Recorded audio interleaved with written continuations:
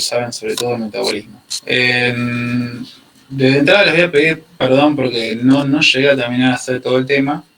Dentro de farmacología quería ver farmacocinética y farmacodinámica, pero en realidad sí lo terminé, pero por razones de fuerza mayor, corte de luz y qué sé yo, no se quedó grabada la segunda parte de la presentación. Así que vamos a ver hasta donde puedo hacerlo. Bueno, farmacología es tan vieja realmente como el ser humano. O sea, hay pruebas que datan de hace más de 3.500 años donde la persona ya entendía que en la naturaleza podía llegar a encontrar cierto tipo de plantas que podían favorecerle a su salud, darle un alivio.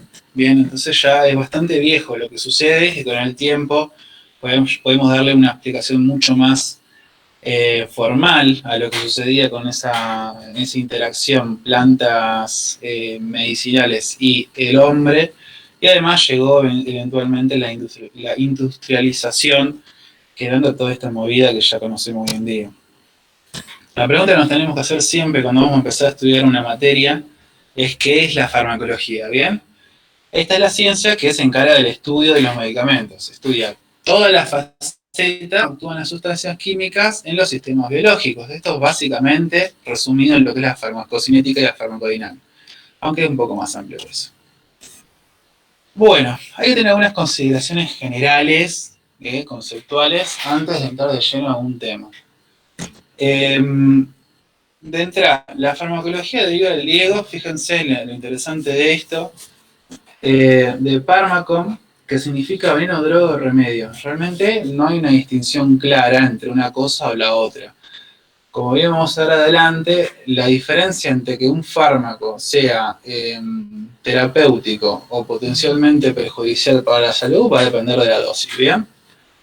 Y luego, lógicamente, el estudio. Bueno, acá ya en el punto 2 se lo puse, lo que les había dicho antes, depende básicamente de la dosis. Cuando hablamos de dosis, hay un nombre que lo van a escuchar bastante, que es la dosis letal 50, ¿bien? Esta es la dosis con la que se esperaría la muerte del 50% de los individuos, ¿bien? ¿Dosis de qué? Y de cualquier fármaco o sustancia que se les ocurra. Hay que tener en cuenta que siempre tiene que estar calculado por el peso de la persona. Vamos a suponer una de las cosas que vamos a ver más adelante, que es el alcohol. El alcohol a dosis letal es de 5 a 8 gramos por kilo, bien, que sería una más o menos entre 350 y 560 mililitros por gramo. Suponiendo que es una persona, como lo describen todos los libros, 1,70, no 1,80, ojos claros, rubio y que pesa 70 kilos. Hay que tener en cuenta varias cosas, ¿bien? Pues sí, bueno, el alcohol, la dosis letal es de 5 a 8 gramos por kilo. Ok. Bueno, pero ¿qué tipo de alcohol estamos tomando y en qué porcentaje, volumen tiene el alcohol? Porque no va a ser lo mismo una copa de vino que una latita de cerveza, que un vaso de whisky o bien una botella entera de vino. Para eso, entonces, hay una serie de fórmulas que se pueden aplicar para sacar la cantidad de gramos cada 100 mililitros que tiene el alcohol. En este caso hay que nada más que ver el porcentaje de alcohol que tiene la bebida, por ejemplo el vino, 13%, y multiplicarlo por una constante que es la densidad del alcohol, que es 0,8. Bien, eso te va a dar los gramos por cada 100 mililitros de alcohol. Y así lo pueden ir haciendo con todas las bebidas, ¿bien? Entonces se van a dar cuenta que en realidad algunas bebidas, por ejemplo, algunos licores que tienen elevadísima concentración de alcohol, van a precisar mucho menos ingestión en cantidad de volumen, porque el porcentaje de alcohol es mucho mayor. Espérenme que me hacer el mate. ¿Se escucha bien ahí, chicos? Sí, sí. Excelente. Sí, se escucha. Bueno, otros conceptos como por ejemplo droga, bien es cualquier agente químico que afecte procesos vitales tóxicos, pueden ser venenos, contaminantes ambientales, en este caso fármacos, que es lo que buscamos nosotros. Fíjense que por droga se toma todo, bien, todo lo que pueda alterar la homeostasis del cuerpo. A su vez, los fármacos son estas drogas, pero que se utilizan en el nombre con propósito de prevención, diagnóstico o tratamiento de una enfermedad. o bien para eventualmente modificar alguna función fisiológica en beneficio de la persona. Fíjense que hay una gran diferencia entre lo que es una droga o un fármaco, ¿bien? Un fármaco entonces es una droga, pero con la característica de que queremos nosotros darle un beneficio a la persona. Y a su vez está el medicamento, que el medicamento no es nada más que el fármaco más algún excipiente.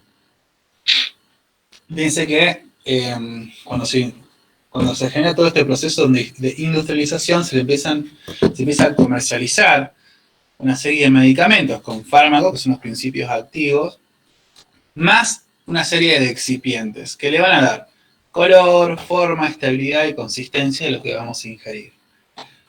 Hay que entender que hay un número limitado de drogas, o sea, el principio activo, como por ejemplo el paracetamol o el acetaminofén, pero de esta droga se elaboran muchos medicamentos y acá tenemos todos los nombres comerciales que se les pueda ocurrir para lo mismo, por ejemplo para el paracetamol. Me gustó esto de recalcarle a ustedes, que esto es algo que se cambió hace unos cuantos años, la ley número 25.649, está muy atravesado por esto por la ANMAT, seguramente ya están bastante, han escuchado bastante sobre la ANMAT, la Administración Nacional de Medicación y Alimentos y Tecnología Médica, sobre todo por el tema de las vacunas, que habla de que toda receta o prescripción médica deberá efectuarse en forma obligatoria expresando el nombre genérico del medicamento. Es decir, no se puede hacer una receta poniendo el nombre del laboratorio. Por ejemplo, en vez de poner, qué sé yo,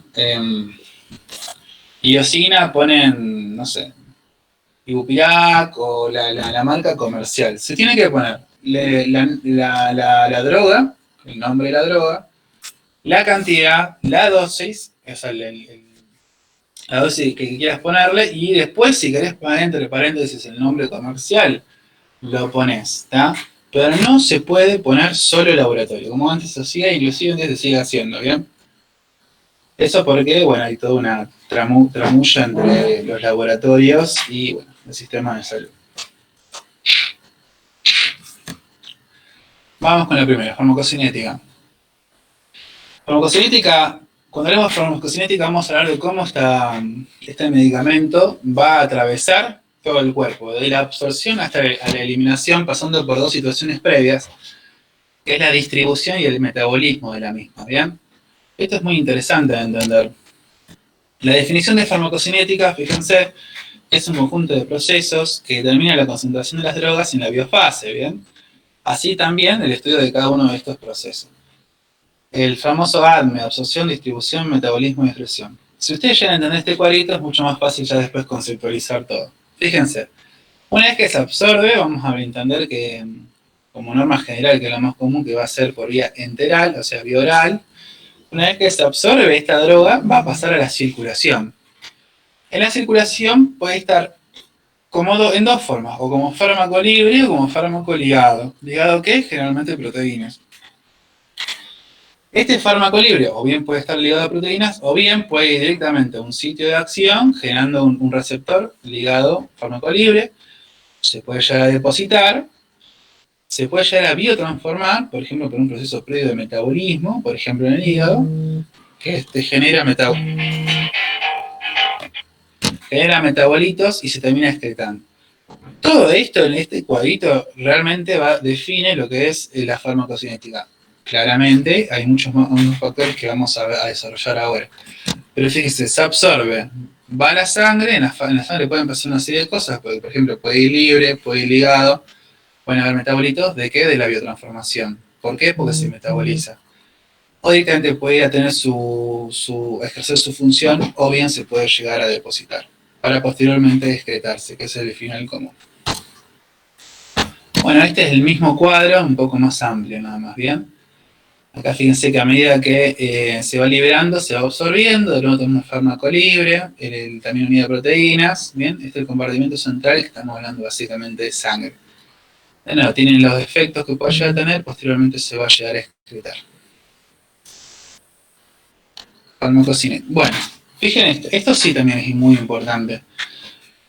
el fármaco, ¿bien? Este es todo el proceso que de nuevo estamos estudiando: administración, metabolismo, distribución y excreción. O ecuación, distribución, metabolismo y excreción en ese orden. Esto es todo lo que tiene que hacer el fármaco, siempre que lo administremos por vía oral. Lo ingerimos y se va a tener que excretar. Bueno, acá puede ser bien por vía de heces o por vía renal, a través de la orina, como las más importantes. Fíjese todas las vías que tenemos nosotros para poder administrar un fármaco: la oral, sublingual, rectal, intravenosa, intramuscular, subcutánea, intradérmica, nasal, intraarticular. Y también está la otra, la que es la intraósea, no sé cuándo está anotado acá. ¿Es importante saberse cada vía? Bueno, cada vía tiene su particularidad, pero hay que tener en cuenta, a grosso modo, y esto se puede llegar a razonar, que van a haber una grosera diferencia entre la medicación que tenga una absorción a nivel de la boca, a nivel entérico, o bien que sea a nivel intramuscular o endovenoso. ¿Por qué? Porque ya ustedes fíjense todo lo que tiene que pasar el fármaco hasta en los intestinos para poder llegar a la circulación sistémica. A diferencia, por ejemplo, que sea intramuscular, que directamente va al músculo, o mejor aún, que sea endovenosa. Esto después lo vamos a estudiar, lo vamos a ver, que es un concepto de biodisponibilidad, ¿bien? Pero hay mucha diferencia, esto se puede llegar a entender si sabemos la vía de administración. Y acá, de nuevo, la biodisponibilidad, entonces el porcentaje del fármaco que llega a la circulación sistémica. Entonces, según la vía, vamos a tener cierta biodisponibilidad. Y fíjese en este gráfico, que si bien no es 100% certero, me parece que da una imagen muy clara de este paralelismo que hacemos entre administración, o sea, la vía y la biodisponibilidad.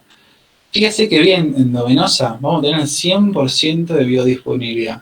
¿Por qué? Porque realmente el fármaco no va a tener que pasar por ninguna barrera, ¿bien? A diferencia, por ejemplo, del oral, que puede estar desde un 5 a cercano al 100% de biodisponibilidad. ¿Por qué es tan amplio este porcentaje? Porque pueden pasar varios factores, ¿bien? O bien, hay fármacos que son muy sensibles a los cambios de acidez estomacal, o hay personas, por ejemplo, necesitan un periodo mucho más largo en los intestinos para poder absorberse, y hay gente que tiene el tránsito intestinal más rápido, o bien una serie de alteraciones en el sistema digestivo que te pueden llegar a alterar la absorción del mismo y la biodisponibilidad, por lo tanto. Así que esta cosa sí es importante.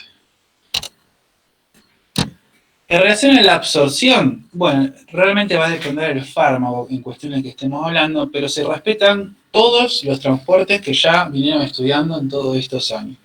Puede ser por transporte activo o pasivo. Pasivo, paracelular o por difusión, y activo, difusión facilitada, o algunos transportadores específicos para determinados fármacos.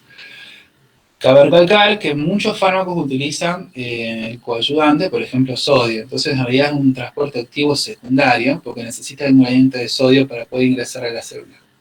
Acuérdense que también es activo, requiere ATP para el mismo. Bien, ya que tenemos en claro la vía de administración, su absorción, su biodisponibilidad, es importante entender para que un fármaco pueda ejercer su función debe alcanzar una concentración mínima, ¿bien? Y evitar superar una concentración máxima. ¿Qué generamos con una concentración mínima y concentración máxima? La famosa ventana terapéutica o rango terapéutico, que es esta concentración de droga en la sangre que entendemos que va a ser beneficioso para tratar lo que necesitamos tratar.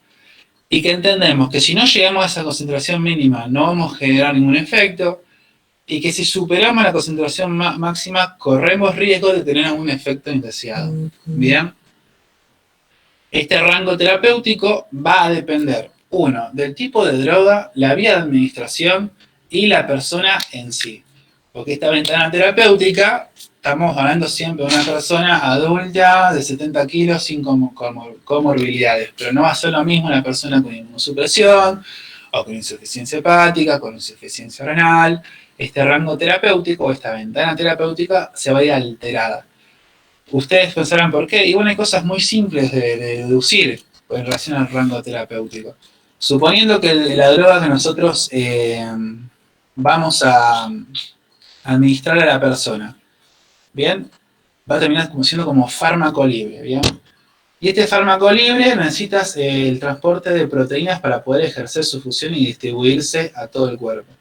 Si la persona tiene un grado de insuficiencia renal crónica, ¿no? O un síndrome nefrótico, o un grado de insuficiencia hepática, o bien algún trastorno en absorción que tenga un déficit de proteínas en sangre, por ejemplo, albúmina, este fármaco libre queda como fármaco libre, no se va a poder unir a proteínas para poder ejercer su función.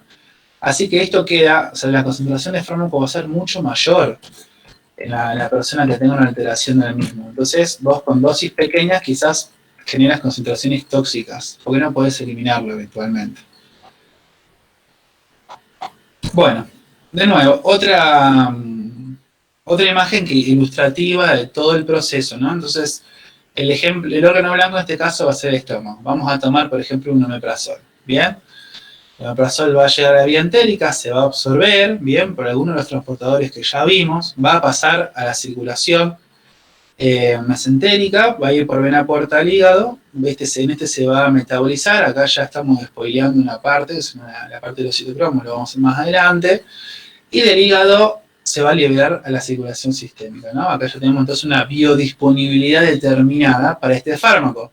No sabemos cuál es. Seguramente no es el 100%, ¿bien? ¿Por qué? Porque ha pasado por toda una secuencia de absorción y metabolismo y probablemente la biodisponibilidad no sea al 100%. Pero esto va a llegar al estómago para hacer su efecto y eventualmente, si así lo permite la droga, se va a eliminar a nivel renal.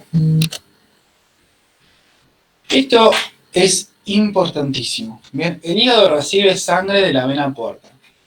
El hígado recibe sangre básicamente de todos los intestinos, ¿bien? De todos los intestinos, tiene de la circulación esplénica y circulación gástrica. Por lo tanto, el fármaco va a ser metabolizado por el hígado, o por lo menos el hígado va a intentar así hacerlo. ¿Para qué? Para destruirlo o alterarlo. Hay fármacos que necesitan que un paso por el hígado para que éste intente metabolizarlo y así este fármaco pueda tener un efecto biológico. El hígado siempre va a intentar hacer más soluble, acuérdense que lo más soluble va a ir por orina, hagan siempre esa relación, mientras más soluble es, más fácil de eliminar por orina, la orina básicamente es todo líquido, va a ser más iónica, más polar, así que es más fácil de eliminar. Bien, cuando hablamos de metabolismo, esto ya, acuérdense, ya hablamos de la vía, ¿bien? Ya hablamos de la absorción, un poco en lo que es la distribución. Fíjense, y metabolismo. Tiene dos pasos importantísimos. Acá realmente tienen muchos problemas. Yo no soy de la cátedra de farmacología, pero voy a intentar dejarlo lo más claro posible estas dos fases, así por lo menos no se confunden una y la otra. Estas dos fases van a diferenciarse por muchas cosas, ¿no? La fase 1 va a ser un proceso más que nada de modificación de la estructura. ¿Cómo? A través de procesos de reducción, de oxidación, hidroxilación, y por otra parte también por un proceso enzimático que tiene que ver por las citocromos P450, las famosas citocromas P450. Que hay varios subtipos que ya vamos a ver algunos que son importantes, sobre todo por el metabolismo del alcohol y del paracetamol. Por su contracara, en la fase 2 se vuelve una molécula más soluble, de nuevo, acuérdense que el hígado intenta solubilizarla, pero al conjugarla con otra cosa, ¿bien? Acá estamos hablando de una alteración más a nivel iónico, y acá no, acá la vamos a conjugar con otra cosa, para hacer que esta molécula sea más hidrofílica. Dos conceptos muy importantes, ¿bien? Alteración iónica, conjugación.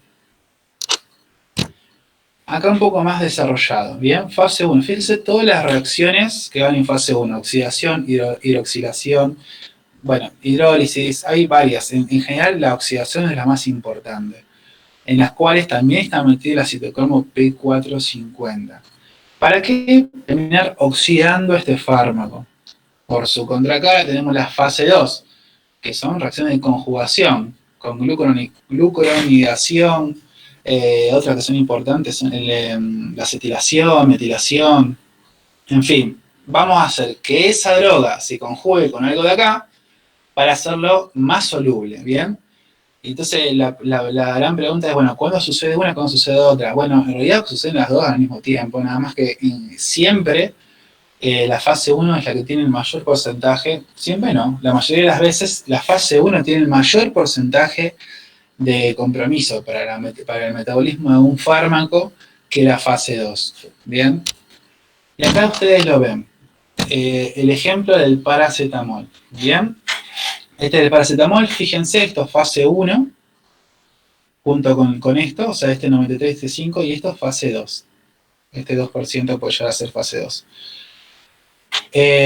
Fíjense que básicamente todo el paracetamol, perdón, esto es al revés, a excepción del paracetamol que se conjuga, ¿bien? El mayor porcentaje se va a terminar conjugando y otro pequeño porcentaje va a pasar por la citocromo P450 generándose la oxidación, porque esto es fase 1, ¿bien? Este 5% fase 1 y otro se va a ejecutar como fármaco libre. Es importante, esto lo quería decir, no quiero confundirlo. La mayoría de los fármacos se metabolizan en fase 1 y después en fase 2 el restante. A diferencia de otros que tienen mayor implicancia, ¿por qué? Porque estos fármacos realmente pueden llegar a alterar y mucho el hígado o procesos con otro tipo de sustancias, por ejemplo con el alcohol, ¿bien? O a unos antibióticos. Porque tienen acciones de conjugación y esto liberan muchas sustancias, por ejemplo esto que es las benzoquinoenamina, no importa el nombre, los NAPQI, que terminan siendo muy lesivos, ¿está? A nivel hepático y también a nivel del sistema nervioso. Fíjense que la primera causa de intoxicación medicamentosa y de insuficiencia hepática aguda es el paracetamol. Sin lugar a dudas, por mucho el paracetamol te genera insuficiencia hepática aguda. Que no voy a decir raro, pero lo particular de esta patología es que la persona que tuvo una sobredosis de paracetamol no lo expresa clínicamente en el momento. Lo expresa clínicamente a los 2, 3 días. Ya ha pasado un tiempo considerable y se ha generado bastante daño. Por suerte, esta sobredosis tiene un antídoto. Se llama N-acetilcisteína.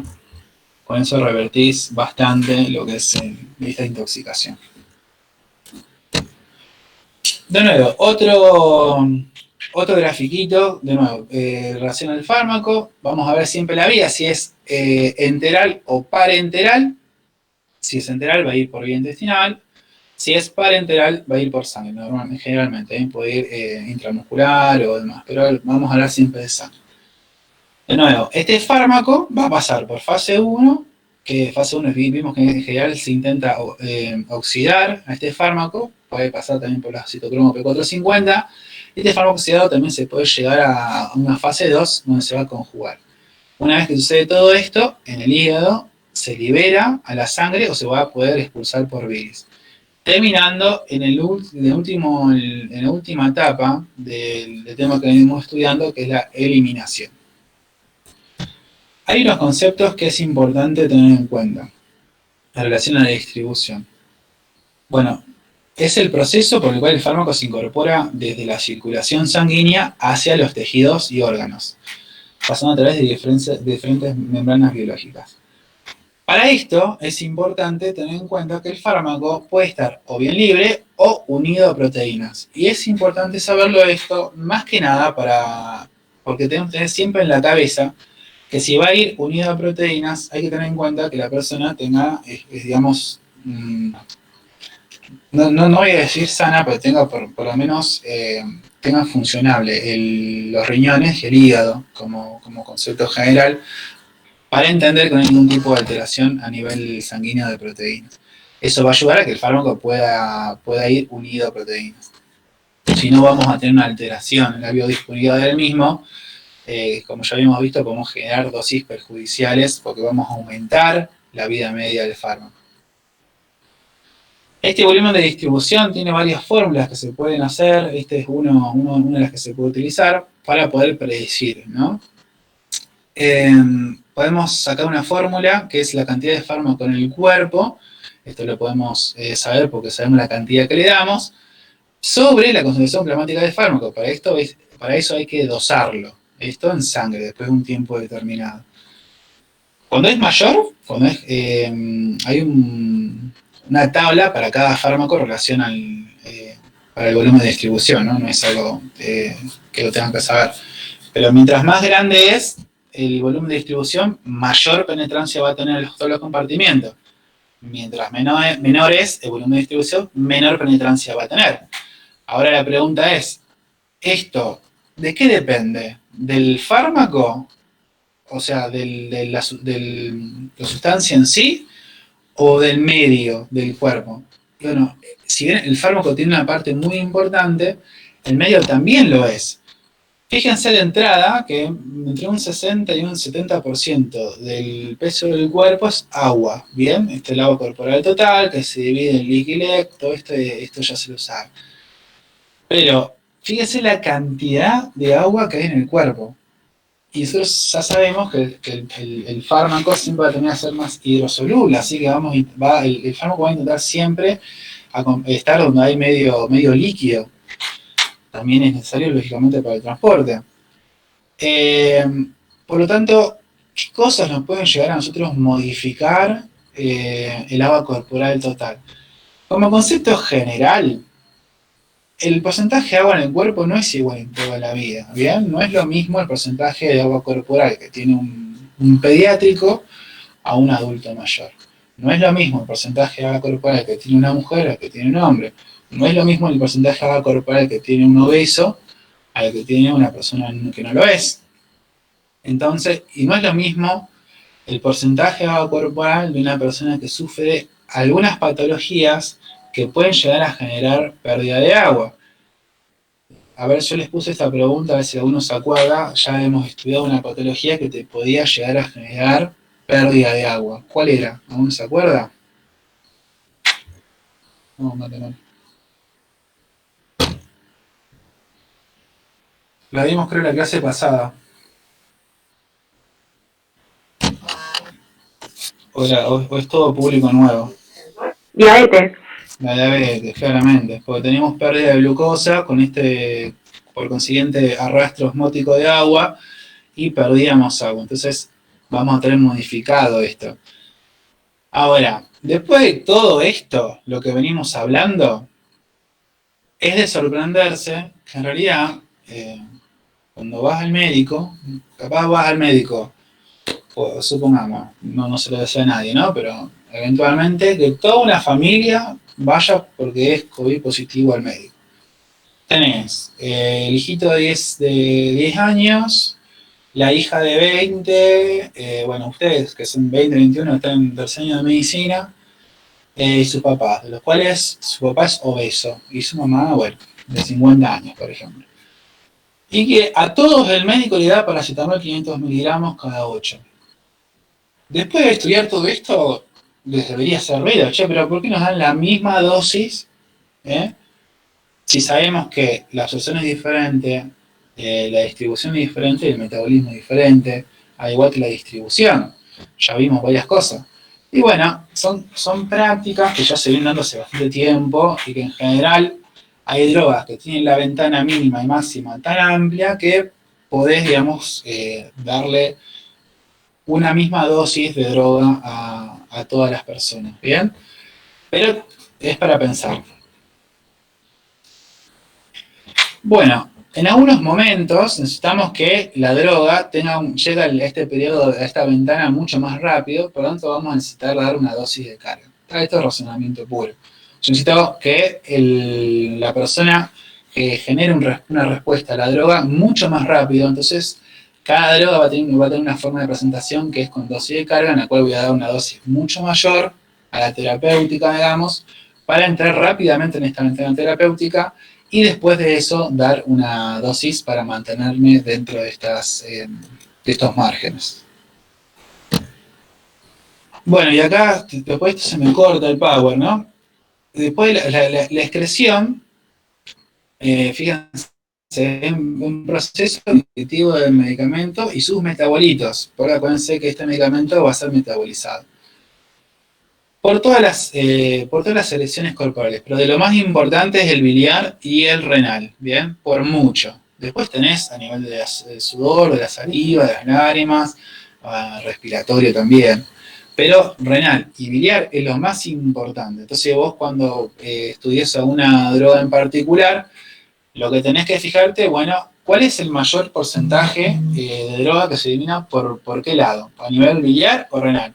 ¿Por qué? Porque si yo tengo un problema renal, probablemente tenga problemas, suena redundante, seguramente tenga problemas para eliminar el fármaco. Y si yo no puedo eliminar el fármaco, la vida media aumenta, o sea, la biodisponibilidad aumenta, generando mayor tiempo de efecto del fármaco, pudiendo generarme problemas. Lo mismo a nivel biliar, ¿bien? Tengo un tipo de alteración en el mismo. Y acá se me cortó. De hecho, fíjense que acá me dice autoguardado porque fue lo que se me llevó a guardar. Un lamento que haya llegado hasta acá. Y encima el otro también me había puesto las pilas y había hecho un cuadro copados para la otra parte de fármaco. Bueno, ¿cómo viene? ¿Podemos arrancar con alcohol? ¿Alguna pregunta de todo esto?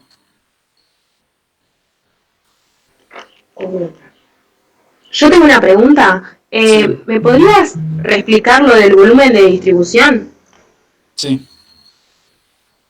Vamos a buscar. Gracias.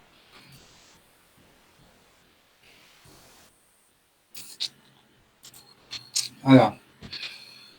Fíjate, la distribución va a ser, digamos, en todo el cuerpo. Por lo menos eso se va a intentar porque la mayor cantidad del cuerpo es agua y en general todo lo que tomamos tiene tendencia a ser hidrosoluble. Ahora, el volumen de distribución va a ser la cantidad de fármaco distribuido en todo el cuerpo. ¿Ok? ¿Cómo sacamos este volumen de distribución? Fíjese que es aparente porque es un estimativo.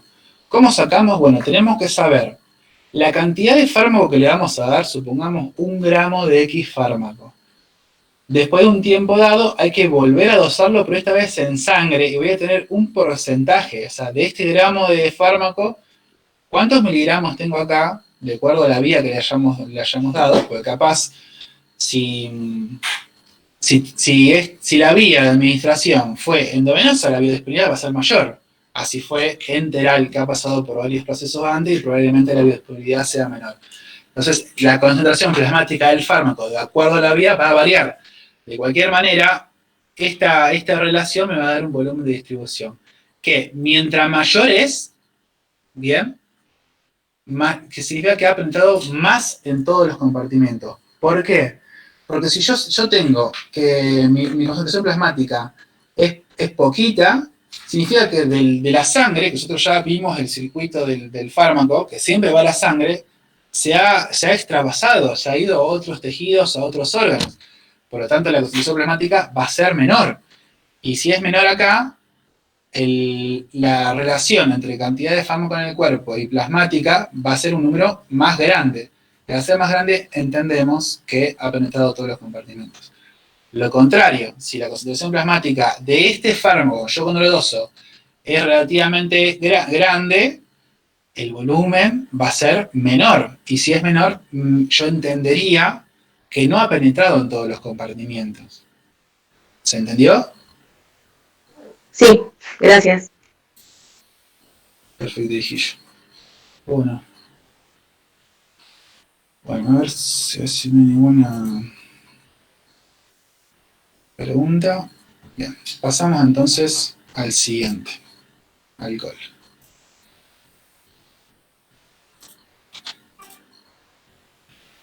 ¿Se ve la diapo ahí de alcohol? No. ¿No? Como quedó la anterior. Un segundo.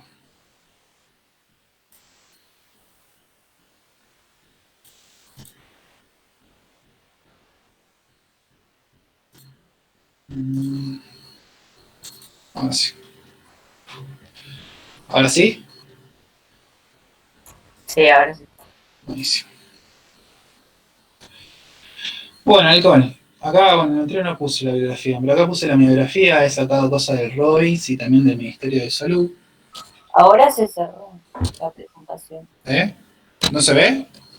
No. ¿Se salió? Ah, la mierda. Bueno.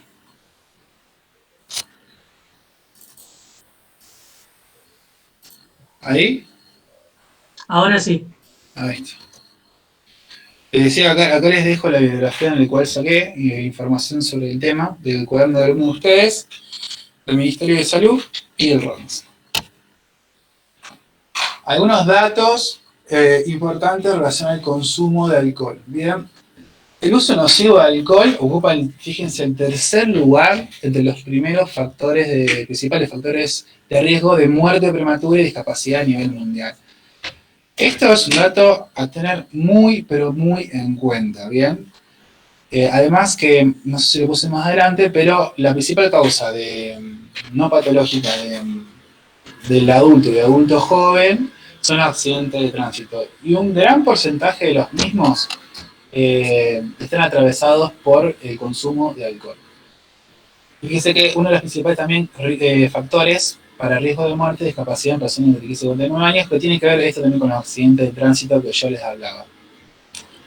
Además, que el alcoholismo tiene algún tipo de implicancia en el desarrollo de algunas patologías, por ejemplo, hipertensión, por ejemplo, en la aceleración de la formación de placas de ateroma, aunque eso está en discusión todavía, pero bueno. Fíjense, 7 de cada 10 adolescentes consumieron alcohol una vez en su vida. Esto lo saqué de la OMS. 7 de cada 10, un número importante. Casi no hay diferencias en los patrones de consumo entre varones y mujeres. Bueno, eso ya ha sido bien estudiado, está hace bastante demostrado. Para reducir la carga de enfermedades no transmisibles asociadas al consumo de alcohol, las principales recomendaciones de la Organización Mundial de la Salud y la Organización Panamericana es aumentar los precios de las bebidas alcohólicas mediante impuestos para, bueno, esto lo puse en una para pensar, que cada uno piense en su persona y su entorno. Hablando de alcohol, bien, el alcohol por sí, digamos, si fuese solo por alcohol y tuviésemos que estudiar qué efecto hace solamente el alcohol en una persona, genera alteraciones, pero después de muchos años, ¿bien? A su vez o no, el tema del alcohol no tiene que limitarse a una cuestión meramente orgánica, sino una cuestión también social. Tiene repercusiones tanto en la persona para en su desarrollo social, como en la aceptación de la misma en la sociedad, en torno afectivo, laboral y demás. Entonces, habría que pensar realmente en las estrategias que se están utilizando para intentar reducir el consumo de alcohol. Una de las que propuso nuestra amiga la OMS o la OPS fue aumentar el precio de las bebidas alcohólicas, así como se han aumentado lo de los cigarrillos hace un par de años. La pregunta es, ¿esto funcionaría? ¿No funcionaría? Yo se lo dejo a ustedes para que lo vayan pensando. Bien, fíjense, para la OMS, esto también es un dato importante, un consumo excesivo es cuando una mujer ingiere más de 40 gramos y el hombre más de 60 gramos, ¿bien? Acuérdense que la dosis letal en el humano más o menos era entre 5, 6 o 7 entre 5 y 8 gramos por kilo.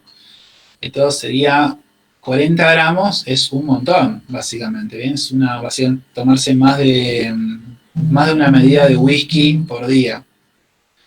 Se considera un problema de salud cuando se ingieren más de 50 gramos en el caso de la mujer y más de 70 en el caso de los hombres. Bueno, estos son valores. ¿Bien? Se entiende que por más de 40 o 50 en las mujeres o más de 60, 70 en el hombre, genera un proceso de daño, de injuria en el organismo.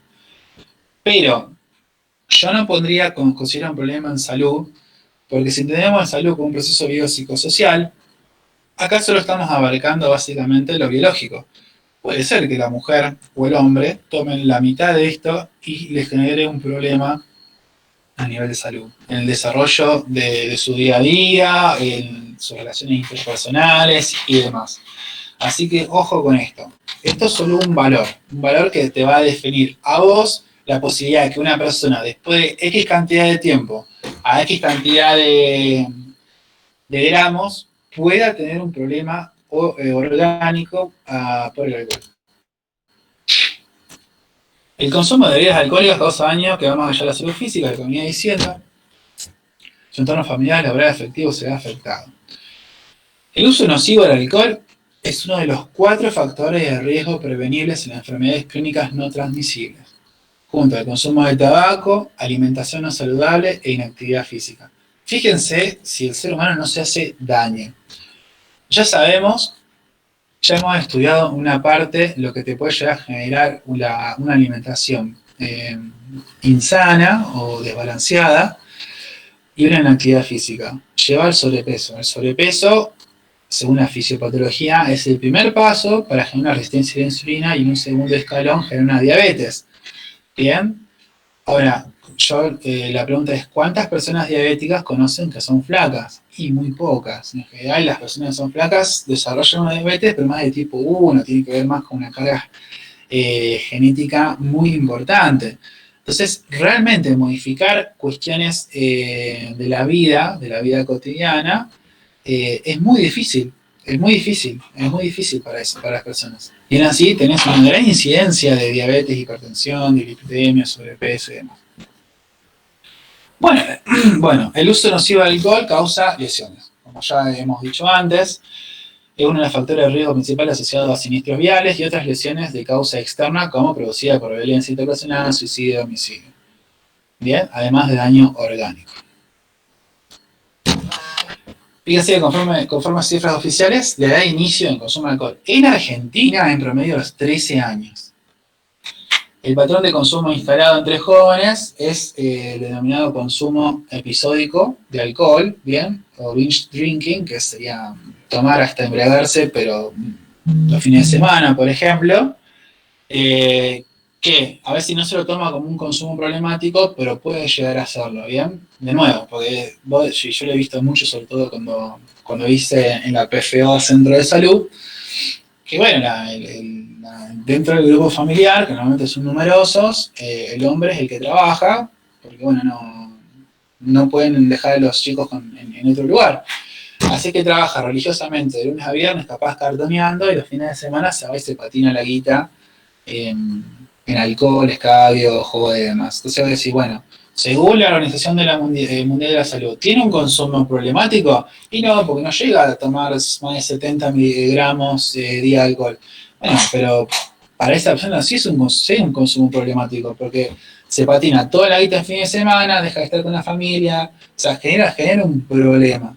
Yo remarco esto para entender a veces, en realidad no para entender, sino para no tomarlo como palabra santa lo que dicen las organizaciones. Bueno, el alcohol, digamos, el ingrediente activo de las bebidas alcohólicas es el etanol, ¿bien? El alcohol etílico de etanol es un líquido aromático combustible que procede de la fermentación de sustancias azucaradas, almidón y celulosa. Es muy, pero muy soluble en lípidos y agua, lo que le permite atravesar fácilmente las membranas celulares. Fíjense esto, ¿está? Un gráfico del sistema digestivo. Entre un 20 y un 30% se absorbe a nivel de la mucosa gástrica y el restante a nivel intestinal. Ya acá, con ver esto, podemos también entender que hay varias situaciones que pueden llegar a alterar la absorción del mismo. ¿Ves? Absorción, estamos viendo la absorción. Una vez absorbido, si ya dijimos que del 60-70% del cuerpo es agua y otro porcentaje también importante es lípidos, y encima el alcohol se distribuye en estos dos, fíjense que va a llegar hasta el dedo gordo del pie. ¿Bien? El mecanismo de absorción enzima es difusión pasiva. ¿Bien? Su velocidad está condicionada por factores que modifican la evacuación gástrica y los que modifican la velocidad de difusión. Fíjense, acá es un concepto importante, que es el famoso no tomes con el estómago vacío. Cuando vos tenés el estómago vacío, tenés mayor porcentaje de mucosa gástrica, por lo tanto tenés mayor cantidad de alcohol en contacto con la misma y mayor absorción. Pero si vos tenés el estómago ocupado por alimentos, sobre todo carbohidratos, vas a tener menor mucosa gástrica en contacto con el alcohol y además te va a servir, va a ser una suerte de esponja la comida que estás comiendo. Por lo tanto, vas a retrasar la absorción del mismo, generando un delay en la sintomatología. Lo mismo que les había dicho, mira, aumenta la superficie de la mucosa gástrica, por lo tanto, absorbe mucho más. La concentración del alcohol, es decir, la graduación alcohólica, va a favorecer la absorción. O sea, las bebidas que más concentración alcohólica tienen, con mayor rapidez se va a terminar absorbiendo. Por lo tanto, va a generar efectos biológicos a más temprano tiempo. También el modo de ingerir la bebida va a afectar esto. Es decir, la misma cantidad de alcohol ingerida de una sola vez va a producir una alcoholemia mayor que si se ingiere en varias consumiciones, pero separadas en el tiempo. No es lo mismo tomarse 1 litro de cerveza en 2 minutos a tomárselo en media hora. De nuevo acá, algo que ya habíamos visto, el tema de la dosis letal, bien. Fíjese, una dosis letal de 300 a 400 mililitros de etanol puro puede llegar en una hora puede llegar a generar una dosis letal. Sobre todo, fíjense, básicamente sería casi una botella de whisky, de medio litro, un poquito más.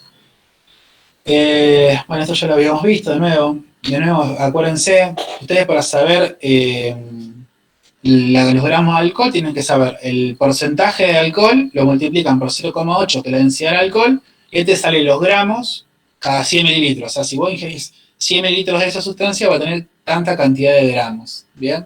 Y eso lo pueden hacer con la bebida que a ustedes se les ocurra. Acuérdense, no sé si lo puse también, pero más o menos nosotros podemos metabolizar por hora entre 5 y 7 gramos, ¿bien? Por hora, ser humano, de alcohol. La metabolización del alcohol, y acá es donde tiene más relevancia, por lo menos en injuria, era el tema este, ¿no? Ocurre principalmente en el hígado, que es una enzima que se llama alcohol deshidrogenasa, que si bien principalmente en el hígado hay alcohol deshidrogenasa en otros lugares del cuerpo, pero por mucho el hígado se lleva el papel principal acá. Bien, y una pequeña porción del alcohol que no es metabolizada por alcohol deshidrogenasa va a pasar por ¿dónde? Por una vía microsomal oxidativa, por el citocromo P450, particularmente por el 2E1. Fíjense, el alcohol va a ser degradado por alcohol deshidrogenasa, se genera un acetaldehído. Este acetaldehído tiene efectos nocivos, puede llegar a alterar el sistema nervioso, principalmente a nivel del dopaminérgico, alterando varias funciones, lo vamos a ver más adelante porque va a depender de la dosis y la cantidad de tiempo. Pero si no, este acetaldehído se va a terminar deshidrogenando de nuevo para generar acetato, para ser eliminado como agua, como dióxido de carbono. Ya lo vamos a ver de nuevo este gráfico, no se preocupen. Fíjense todas las vías que pueden llegar a verse afectadas.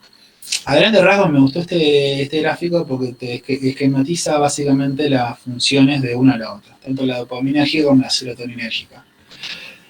Fíjense las funciones acá. Gratificación o motivación, placer o euforia, función motora fina, compulsión, preservación. ¿Bien? Fíjense si no es esto de lo primero que se va a alterar cuando ingerimos alcohol. Vamos a estar motivados, vamos a sufrir placer, euforia, vamos a tener alterada la función motora fina.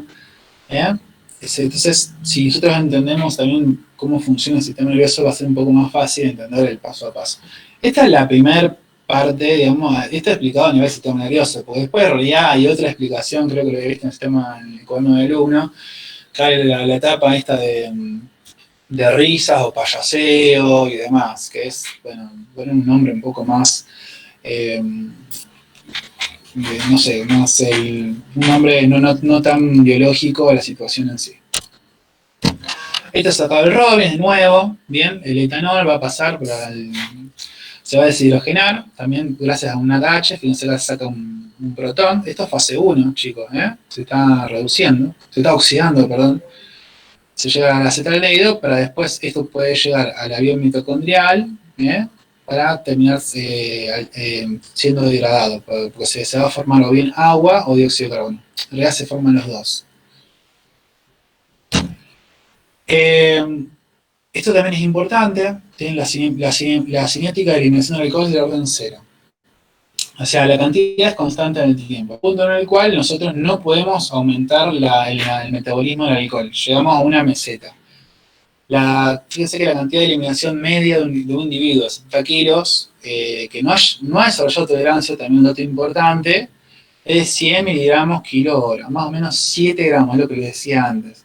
Y de 150 en bebedores crónicos. Por eso la persona que es bebedora crónica necesita una dosis mayor de alcohol en este caso para generar efectos que se generarían con dosis menores en una persona no bebedora crónica.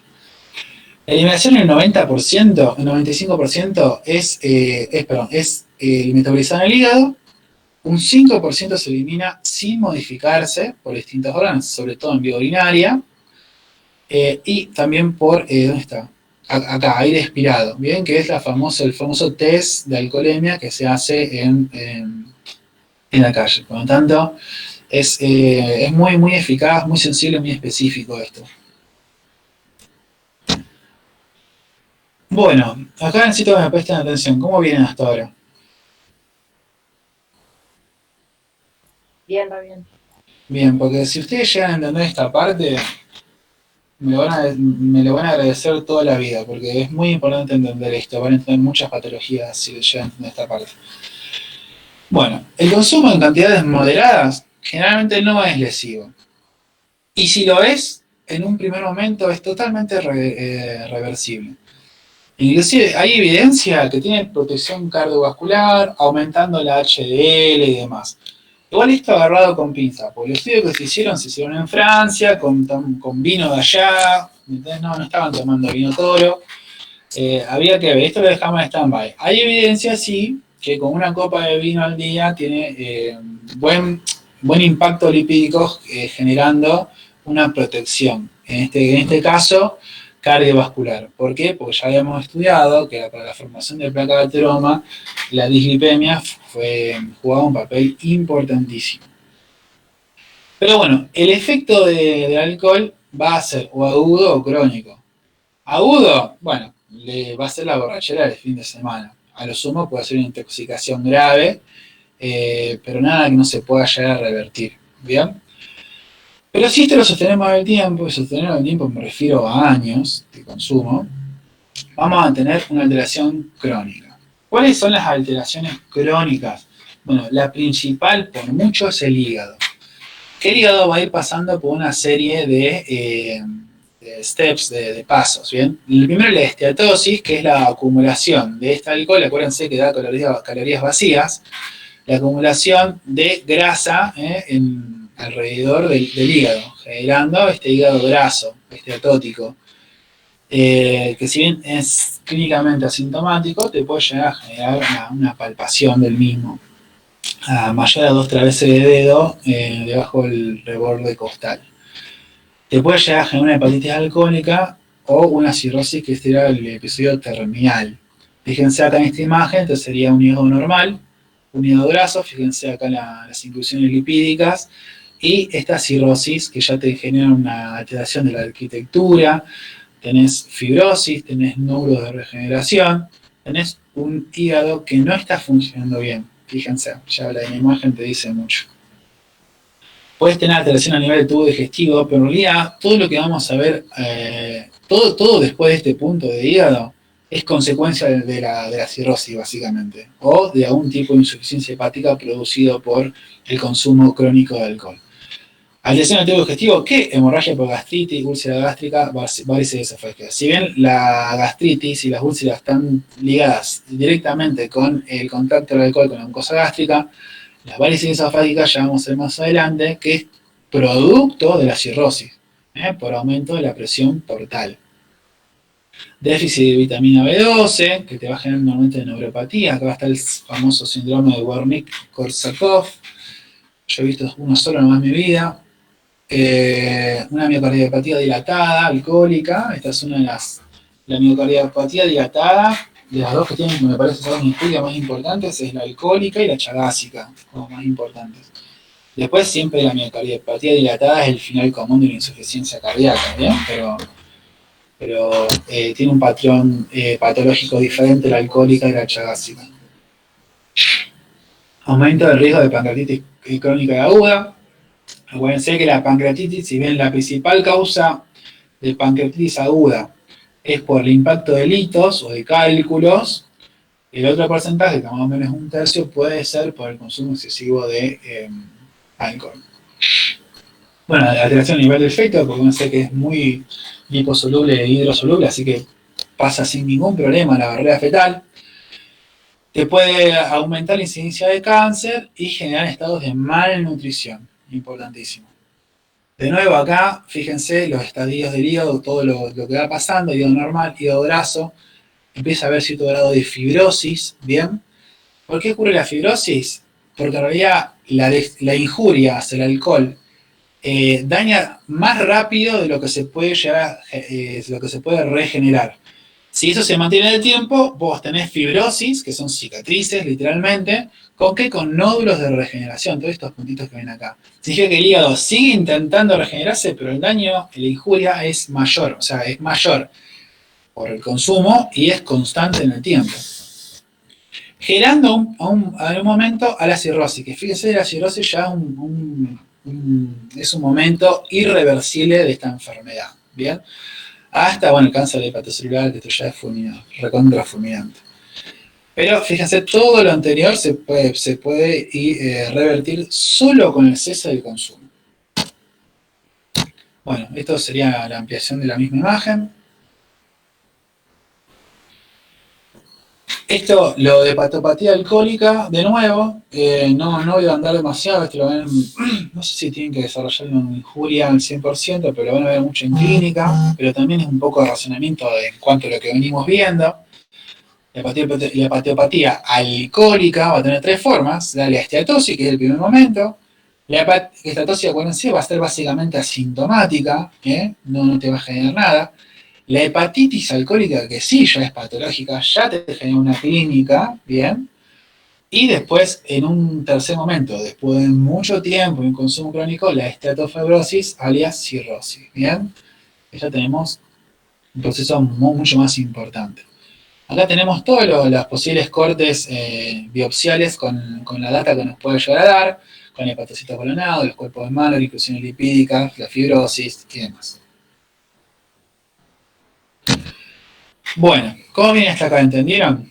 Acá voy despacio porque necesito que entiendan esto.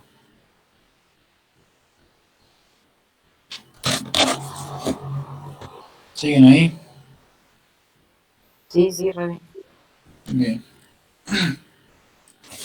Sí, todo bien. Bueno, vamos a ver. Vamos a estar en la imagen de la izquierda primero. Hígado. Supongamos, fíjense, bueno, el hígado va a recibir justamente este retorno de mesentéricas, inferior, superior, una parte del vaso y la vena gástrica, ¿bien? Toda la parte gástrica, que se va a transformar en la vena porta, que va a llevar a esta sangre al hígado, ¿bien? Que posteriormente va a desembocar en la vena cava. La vena porta, fíjense de dónde viene la sangre. Básicamente de los intestinos y del estómago. Bien. Ahora, cuando nosotros hablamos de insuficiencia de algún órgano, lo primero que tenemos que pensar es, bueno, ¿cuál es su función? Si yo sé bien la función, sé cuál va a ser la insuficiencia. Y si sé cuál es la función y cuál es la insuficiencia, voy a saber qué clínica va a tener la persona. No voy a hablar de insuficiencia hepática porque no es un tema que entra acá. Pero es obvio que si yo tengo cirrosis acá, voy a tener un grado de insuficiencia hepática. El hígado no va a ser suficiente para cumplir sus funciones. Pero además, fuera de la cuestión funcional, fíjense, este es un hígado en el cual su arquitectura está totalmente transformada, un hígado mucho más duro, más chiquito, más compacto, que me va a generar a mí un aumento de la presión portal. ¿Por qué? Porque acuérdense que esta es presión venosa, es una presión mucho menor a la arterial. va a ser mucho más difícil para la sangre poder atravesar esta resistencia producto de la fibrosis en el hígado, generando una hipertensión portal. ¿Qué me genera la hipertensión portal? Un éxtasis venoso. ¿Cómo se manifiesta eso? Y bueno, fíjense, en realidad es hacer la inversa.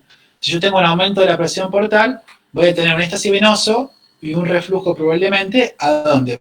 Por ejemplo, a nivel gástrico. Me generan las famosas varices gástricas. ¿Bien? Si yo continúo para abajo, fíjense, va a llegar a todo nivel entérico esto. ¿Qué me genera un éxtasis? Pues me genera eventualmente un aumento de la presión hidrostática. Acuérdense que la presión osmótica y la presión hidrostática genera, digamos, el mantenimiento. La presión oncótica es la presión osmótica más la hidrostática, ¿bien? La oncótica te la va a dar básicamente las proteínas y la hidrostática el líquido en sí. Si yo tengo un aumento de la presión hidrostática, tengo un desbalance generando la extravasación del mismo, generando que un edema se extravasa a nivel abdominal. ¿Qué me genera esto? Ascitis. Bien, fíjense acá en la imagen de la derecha, en este lugar. La ascitis, que es la acumulación de líquido abdominal. Acá arriba también fíjense las varices. Normalmente van a ser las esofágicas, pero también hay gástricas. También, fíjense, por el mismo retorno, puedo tener una alteración al nivel del hígado, perdón, no, a nivel esplénico, o un vaso grande, y algunas manifestaciones que se pueden llegar a observar, como por ejemplo estas telangiectasias, que son estas venas dilatadas en forma de araña a nivel justo del pupo del ombligo. Esto, a grandes rasgos, ya hablaste de todas las complicaciones que te puede llegar a dar la cirrosis, pero solo por el hecho de entender esto, la anatomía. Después si tenés encefalopatía hepática, alteraciones nutritivas y demás, que tienen que ver más, eso sí, con un problema funcional más que orgánico. ¿Se entendió esto? Sí, re bien. Oye, esto le va a servir Sí, para sí. clínica, cirugía, todo. Y por último, fíjense esto es ascitis. ¿Tá? Entonces, si ustedes ven esto saben que está lleno de líquido. ¿Cuál es el diagnóstico más probable? El diagnóstico más probable es que tenga una cirrosis, que es una persona alcohólica, que tenga cirrosis, que tenga hipertensión portal, y ustedes saben que la hipertensión portal, una de las cosas que te puede generar es ascitis. ¿Por qué? Porque tenés aumento de la presión hidrostática a nivel de masa entérica superior e inferior, generando una extravasación de líquido, generando la ascitis. Fíjense. ¿Qué les va a decir? Bueno, acá pueden hacerse médicamente, la famosa maniobra de la ola. Esto es una citis, se dan cuenta con logro que es una citis, pero hay algunas que son mucho más, con menos cantidad de líquido, ¿bien? Bueno, no sé si quería decir algo más de esto. No. Bueno, chicos, hasta acá llegamos, no tengo más. Me despido con esa panza.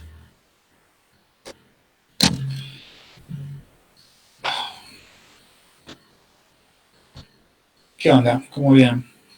¿Se entendió alguna pregunta? Muy bien, profe. Se entendió, muchas gracias. Me alegro. Lástima que se me borró la parte de fármaco, pero yo estaba muy cansado de volverlo a hacer.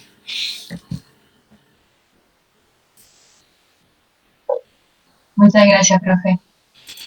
De nada. Profe, tengo una pregunta con la Sí, parte de eliminación. En el caso de que un fármaco se elimine por una cinética de orden lineal, es el que depende de la dosis claro. o de la concentración, es decir, cuanto No. más. Mientras más fármaco tengas, más eliminación vas a tener. En general, no pasa eso con todos los fármacos. Los fármacos normalmente tienen un momento de saturación. O sea, la mayoría es de orden lineal, de orden Claro. cero. De orden cero, claro. Bien, gracias. Depende de qué estés hablando también, porque depende también si el órgano si el fármaco lo vas a dar por vía oral o endovenosa, porque la biodisponibilidad va a ser diferente. Pero en general sí, es más lineal. Bien, gracias.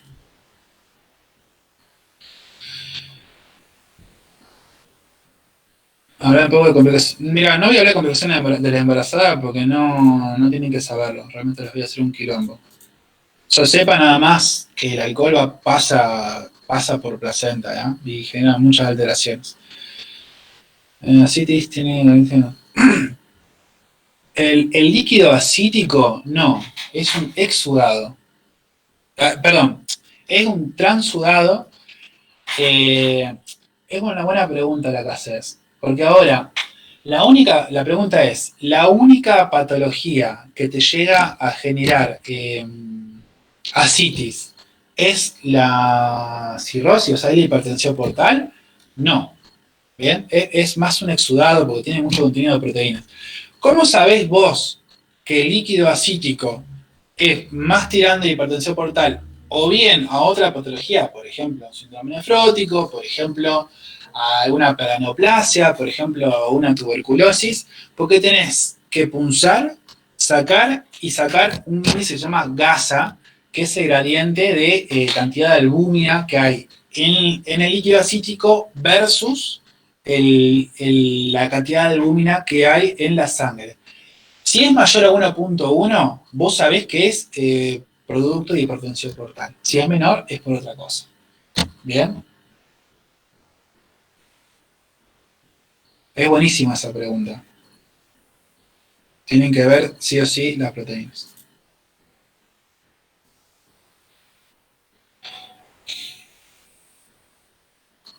Bueno, la desnutrición te puede dar, sobre todo en los pibitos, está el famoso síndrome de Guayórcor. Pero bueno, más en pibitos.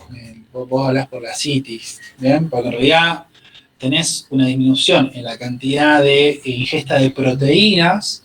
Acuérdense que una de las cuestiones de mantener la presión en la sangre es la concentración de proteínas. Si vos tenías una disminución de la ingestión, vas a tener menos proteínas que pueden agarrar del agua dentro del vaso, entonces se va a extravasar.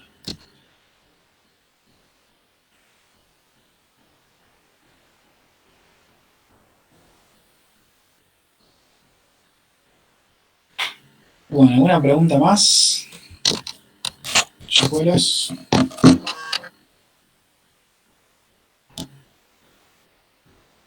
¿Podrías repetir lo del valor de la cantidad de albúmina en el líquido acítico?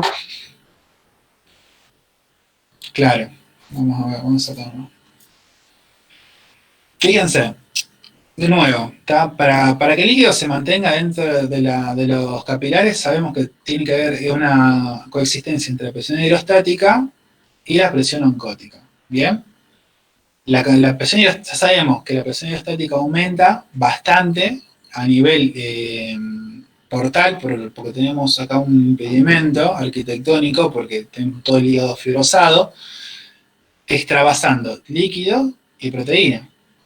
Entonces, particularmente en esta patología, vas a tener una elevada cantidad de proteínas en la ascitis, a diferencia de otras patologías que te puede llegar a generar ascitis, pero no por este mecanismo, no por este mecanismo de hipertensión portal, por otro mecanismo, bien, que va a generar más un transudado. Puede ser un transudado en general, es la respuesta del organismo ante un proceso infeccioso o a un tipo de injuria. Así que vos lo que tenés que hacer, ¿cómo yo diferencio que esta panza es un exudado o un transudado? Y bueno, por la cantidad de proteínas. Entonces yo tengo que punzarlo. Tomo una muestra del líquido de la citis. A su vez, una prueba de laboratorio. Entonces yo cuantifico cuánta cantidad de proteínas tengo en el líquido acítico versus cuánta cantidad de proteínas tengo yo en el laboratorio. Eso hay un valor que se llama una fórmula de Gasa, ¿bien? Que vos pones esos valores ahí y si te da mayor a 1.1 significa que el líquido es probablemente de origen por problemas hepáticos, por hipertensión portal, ¿bien? Es más un exudado. Pero si es menor a 1.1 estás hablando de otra cosa, que es un transudado. Puede ser por otra patología.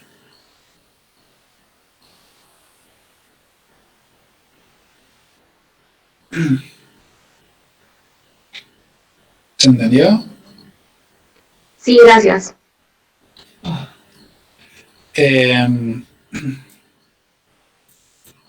¿Por qué el paciente con ascitis, además de verle varices, también visualizo estría? Bueno, las estrías, igual que las varices, son las dilataciones de las venas, ¿está? En este caso de los capilares, que es más superficial.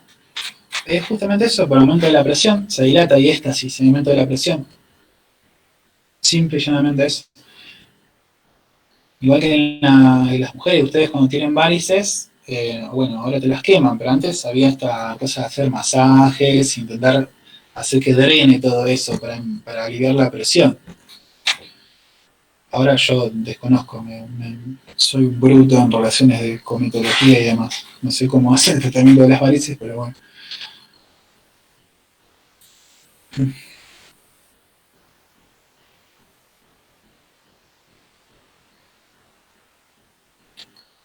Sí, lo que pasa es que acá no estamos hablando de un proceso infeccioso, estamos hablando de un proceso de alteración. Está bien lo que vos estás hablando, pero eso siempre y cuando que hables de infección. Acá damos una alteración arquitectónica, ¿bien? Del hígado.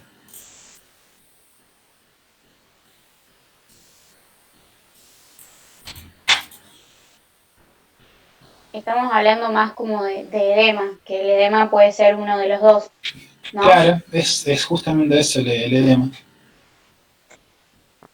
Porque después vos tenés otra parte de... Una de las cosas que haces con la muestra de líquido acítico es el gasa. Ok, pero la otra parte que tenés que saber es si esto está infectado o no está infectado. Entonces tenés que hacer un recuento de polimorfonucleares, eso es otra cosa que tenés que hacer.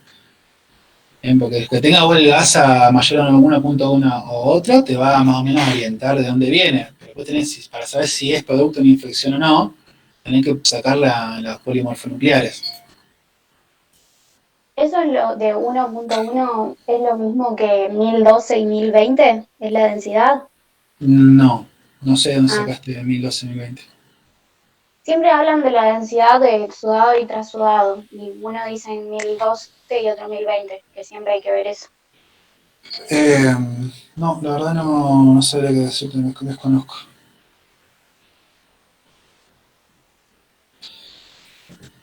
Pero ¿entendés, Alex, que si vos hablas de un proceso infeccioso sí vas a ver si un trasudado o un exudado? Pero esto no parte de un proceso infeccioso porque la hipertensión portal no es un proceso infeccioso.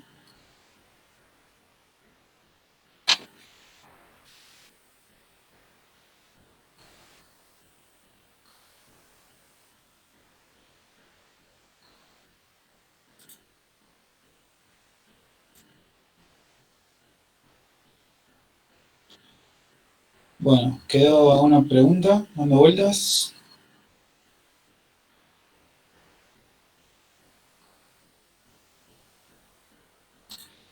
¿No? No, todo bien.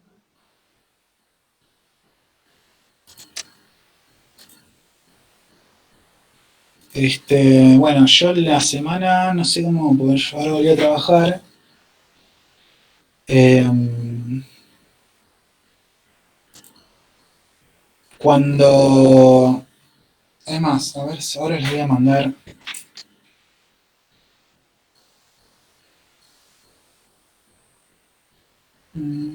Esto. Les mando después el tema que vamos a ver después, porque no sé el día que lo voy a poder dar. ¿Saben?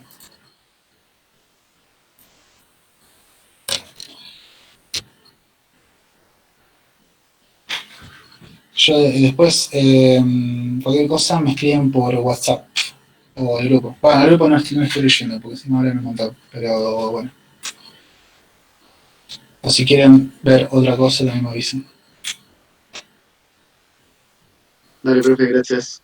Bien, chicos. Dale, profe, gracias. Gracias, profe. Gracias. Chao. Bye, bye.